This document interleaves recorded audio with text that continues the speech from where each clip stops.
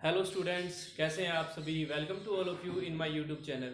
Previous video में बच्चों हमने क्लास 9th के चैप्टर फर्स्ट जो हमारे पास है नंबर सिस्टम, उसका बेसिक किया था एक्सरसाइज 1.1 का, जिसके अंदर मैंने आपको नंबर सिस्टम पूरा समझाया था। जिन बच्चों ने वो वीडियो नहीं देखी, डिस्क्रिप्शन में मैंने लिंक दे रखा है उस वीडियो का। सबसे पहले जाके आप वो वीडियो ज़रूर देखें और उसके बाद आपको एक्सरसाइज 1.1 समझ आएगी।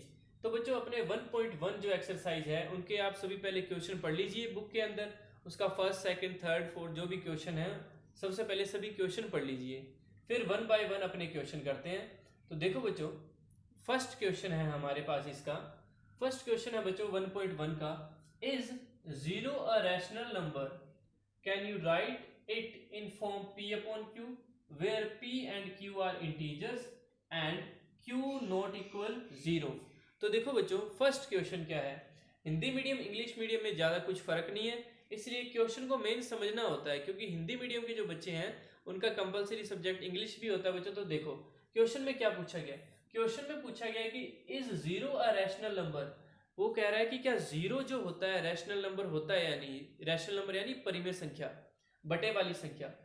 हमें क्वेश्चन में पूछा गया है क्या जीरो को हम फ्रैक्शन की फॉर्म में लिख सकते हैं। रैशनल नंबर का मतलब है बच्चों फ्रैक्शन की फॉर्म।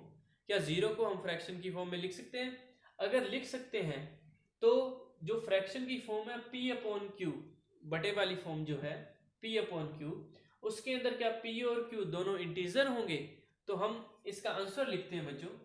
पहला तो आंसर उसने ये पूछा कि is zero a rational number, तो कह देंगे कि यस, जी हाँ, जीरो रैशनल नंबर होता है। सेकेंड पार्ट में उसने पूछा है हमसे क्या आप p अपॉन क्यू की फॉर्म में लिख सकते हो। हाँ लिख सकते हैं। देखो जीरो को हम 0/1 लिख सकते हैं, क्योंकि 0/1 का आंसर भी बच्चों क्या होता है, जीरो ही होता है। और साथ में देखो जीरो और वन दोनों ही क्या होते हैं, इंटीजर्स होते हैं।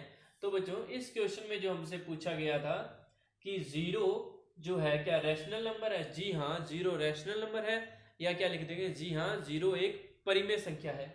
क्या इसे p अपॉन क्यू की फॉर्म में लिख सकते हैं। जी हाँ 0/1, ये 0/1 है, इसके ब्रैकेट में लिख दो p/q और q नॉट इक्वल जीरो। अब q नॉट इक्वल जीरो, ये बात मोस्ट इंपॉर्टेंट है बच्चों, ये कंडीशन हमेशा लिखनी होती है, क्योंकि कभी भी किसी भी डिजिट के अपॉन में या उसका डिनोमिनेटर जो है जीरो नहीं हो सकता। इस बात को हमेशा याद रखिएगा कि q not equal zero question में इसलिए लिखा है ताकि बच्चे जो है q की जगह जीरो ना लिखें, क्योंकि कभी भी किसी भी डिजिट के अपॉन में जीरो नहीं आता। किसी भी डिजिट के अपॉन में अगर जीरो आता है तो वो इनफाइनाइट बन जाती है, जो अभी आपके सिलेबस में नहीं है बच्चों। इनफाइनाइट आपके सिलेबस में आएगा 10th क्लास के अंदर, ठीक है। तो फिलहाल आप इतना ही याद रखिए कि जीरो को 0/1 लिख सकते हैं, p upon Q semi colon Q not equal zero. ये फर्स्ट क्वेश्चन का आंसर हो गया। सेकंड क्वेश्चन है बच्चों, find 6 rational number between 3 and 4। सबसे सिंपल क्वेश्चन है बच्चों, जो आप 8th क्लास में भी करते थे कि 3 और 4 के बीच में 6 रैशनल नंबर अर्थात 6 परिमेय संख्याएं हमें फाइंड करनी है। तो बिल्कुल आसान है बच्चों। 3 और 4 के बीच में आप दिमाग लगाओ, क्या 3.1 आता है, आता है 3.2, 3.3, 3.4, 3.5, 3.6 और इसके बाद भी ऐसे 3.7, 3.8, 3.9 और फिर 4 बन जाता है वो। तो हमें तो रैशनल नंबर लिखने थे, तो 3.1 को क्या मैं 31/10 लिख सकता हूँ, पॉइंट उड़ा के अपॉन में 10, इसे 32/10, इसे 33/10, इसे 34/10, 35/10, 36/10। क्योंकि उसने हमें 6 ही पूछे थे इसलिए मैंने 6 लगा दिया, फिर डैश डैश डैश करके क्या लिख दिया 4। तो 3 और 4 के बीच में बच्चों ये क्या है हमारे पास, 6 रैशनल नंबर है, 6 परिमेय संख्याएं हैं। और ये सेकंड क्वेश्चन भी यहाँ पर क्या हो चुका है, कंप्लीट हो चुका है। अब पढ़ो बच्चों आप क्वेश्चन नंबर थर्ड इसका।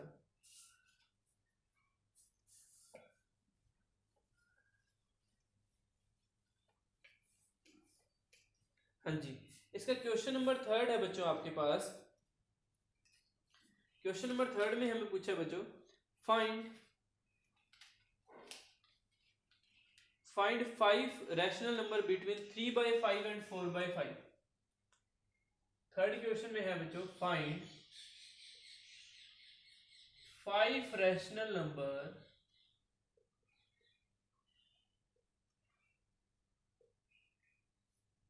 between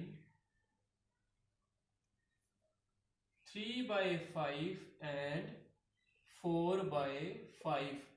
ये क्वेश्चन आपने 8th क्लास में किए हुए हैं बच्चों, लेकिन 8th क्लास में आपने मीन मेथड से किए थे, माध्य विधि से। हमें 3/5 एंड 4/5 के बीच में 5 रैशनल नंबर, 5 परिमेय संख्याएं फाइंड करनी है। तो देखो बच्चों कैसे फाइंड करते हैं। सबसे पहले आप ये देखा करो कि डिनोमिनेटर सेम होना चाहिए। 5 है, इधर भी 5 है, डिनोमिनेटर सेम है, कोई दिक्कत वाली बात नहीं है। अब देखा करो जब डिनोमिनेटर सेम है तो क्या ऊपर वाली जो डिजिट है उनके बीच में कोई डिजिट आ रही है? जैसे 3 और 4 के बीच में तो कोई डिजिट आती नहीं, यानी कोई इंटीजर नहीं आता 3 और 4 के बीच में। तो इसके लिए जब आपके पास ऊपर वाली डिजिट के बीच में कोई डिजिट ना आए, उस कंडीशन में आपको इन डिजिट्स को किसी डिजिट से मल्टीप्लाई डिवाइड करना होता है। वो डिजिट है, जैसे आपको 5 चाहिए तो आप 6 से ऊपर नीचे मल्टीप्लाई कर दो इनको। आप 5 से भी कर सकते थे, मैंने 6 से कर दिया। आप जिस मर्जी से कर सकते हो, 3 से भी ऊपर नीचे कर सकते हो, 4 से भी, 5 से भी, 6 से भी, जिस मर्जी से कर सकते हो। लेकिन करने के बाद मैं आपको एक बात बताता हूँ। देखो 6 3 जा 18, 5 6 जा 30 एंड 4 6 जा 24 और 5 6 जा 30। अब देखो सेम डिजिट से इसलिए किया ताकि डिनोमिनेटर सेम नहीं। 5 6 जा 30, इधर भी 5 6 जा 30, और इससे पहले भी हमेशा डिनोमिनेटर सेम होने चाहिए। अगर डिनोमिनेटर सेम नहीं है तो हम डिनोमिनेटर सेम बनाएंगे, वो क्वेश्चन पे डिपेंड करता है। इसके बाद एक एग्जांपल लेके आपको समझाऊंगा, पहले ये क्वेश्चन कर लेते हैं। इसके बाद देखो बच्चों 18 और 24, अब इनके बीच में कोई डिजिट आती है? जी हाँ, 19 20 21 22 23 ये डिजिट आती है बच्चों इनके बीच में। तो ये 18/30 लिखा, इधर लिख दिया 24/30, और इनके बीच में आ गया बच्चों 19/30। फिर क्या आएगा 20/30, फिर क्या आएगा 21/30, फिर आएगा 22/30, फिर आ गया 23/30, और फिर 24/30 आ जाएगा। तो बच्चों हमें देखो 5 टर्म्स चाहिए थी, 5 डिजिट्स चाहिए थी, किस किस के बीच में? 3/5 एंड 4/5। तो इनके बीच में 5 टर्म्स ये है बच्चों हमारे पास। ठीक है, तो ये क्वेश्चन यहाँ पर क्या हो चुका है? कंप्लीट हो चुका है। अब मैं आपको समझाता हूँ कि अगर इनके डिनोमिनेटर सेम नहीं होते तो उस कंडीशन में क्वेश्चन को कैसे किया जाता। एक्स्ट्रा क्वेश्चन या एग्जाम्पल की फॉर्म में मैं आपको बता रहा हूँ। ये क्वेश्चन आप नोट कर लीजिएगा जैसे जैसे आपको समझ आता जाए। हाँ जी, एक एग्जाम्पल लेते हैं बच्चों। देखो एक तो लिखा हमने 3/5 एंड एक लिख लिया हमने 4/20। अब देखो बच्चों दोनों के डिनोमिनेटर सेम नहीं है, तो दोनों के डिनोमिनेटर सेम बनाने के लिए सबसे पहले आप इन 5 और 20 का एलसीएम लोगे। इधर 5 और 20 का एलसीएम, 2 की टेबल से ये जाता नहीं, ये 10 पे, 2 की टेबल से ये 5, ये 5 पे, 5 की टेबल से ये 1 1 पे। तो इनका एलसीएम आ गया बच्चों 2 2 जा 4 5 जा 20, तो लघुत्तम आ गया इनका 20, एलसीएम आ गया 20।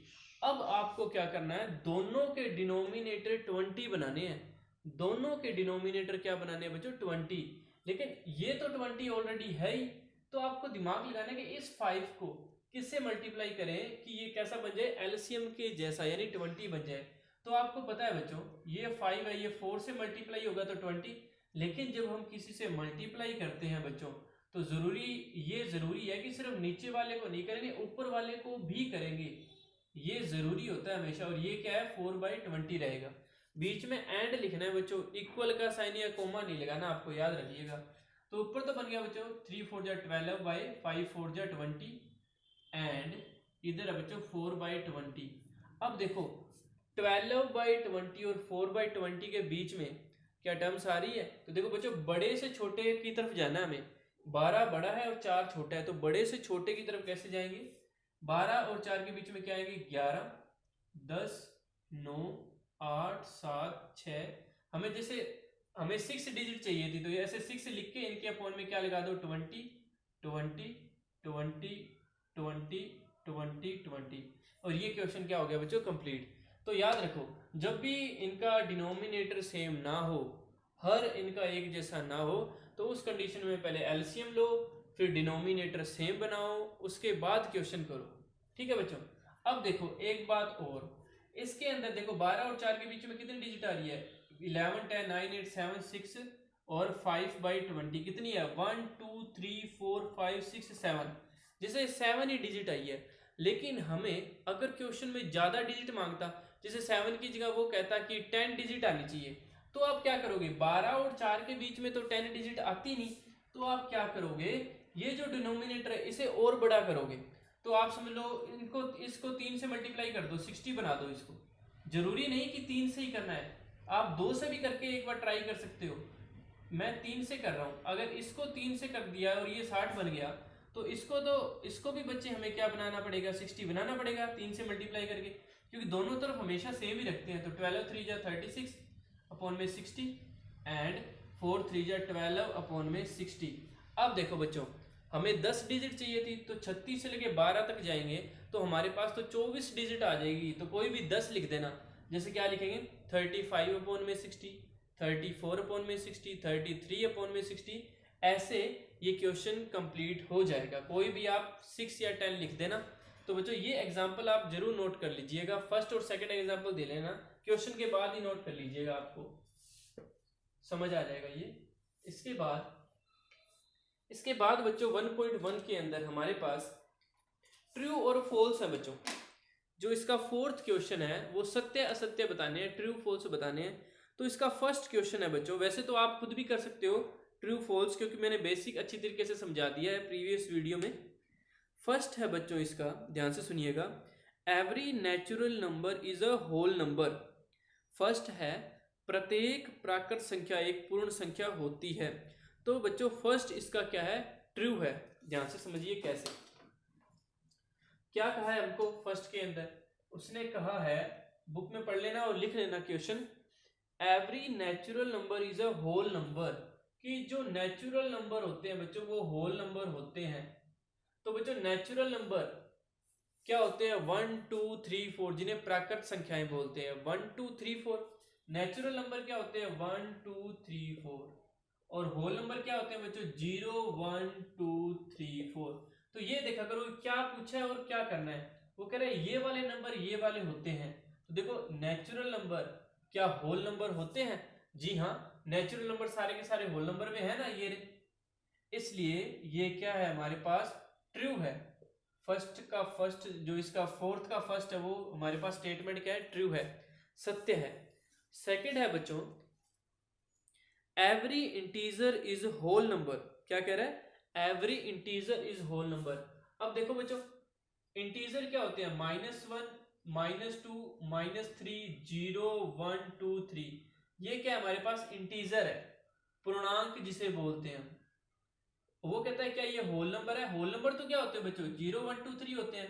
तो इसमें ये माइनस वाले तो आए ही नहीं, इसलिए जो सेकंड स्टेटमेंट है वो क्या है हमारे पास, फॉल्स स्टेटमेंट है, क्योंकि माइनस वाले इसमें है ही नहीं, इसलिए स्टेटमेंट कैसा हो गया, फॉल्स हो गया, असत्य हो गया।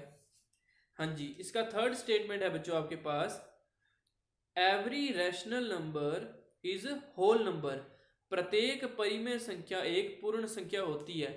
अब देखो बच्चों every rational number, rational number तो फ्रैक्शन वाले होते हैं, तो फ्रैक्शन वाले क्या होल नंबर होते हैं, जी नहीं, फ्रैक्शन वाले होल नंबर होते नहीं, क्योंकि होल नंबर तो 0 1 2 3 होते हैं। तो फ्रैक्शन में तो 3/5 भी आता है जो कि होल नंबर में नहीं है, इसलिए ये इसका थर्ड स्टेटमेंट भी क्या है, फॉल्स स्टेटमेंट है। और ये जो क्वेश्चन नंबर फोर्थ है कंप्लीट हो चुका है, और इसी के साथ आपकी एक्सरसाइज 1.1 कंप्लीट हो चुकी है। इसके बाद हम करेंगे बच्चों 1.2 का बेसिक। ध्यान से सुनिए, 1.2 एक्सरसाइज के बेसिक में सबसे पहले मैं आपको समझाऊंगा पाइथागोरस थ्योरम, पीजीटी थ्योरम, ठीक है। उसके बाद आपको समझाएंगे √2 on number line, √3 on number line. लेकिन सबसे पहले पीजीटी थ्योरम, पाइथागोरस थ्योरम समझना मोस्ट इंपॉर्टेंट है। तो बच्चों नेक्स्ट वीडियो के अंदर हम वो करेंगे। Thank you.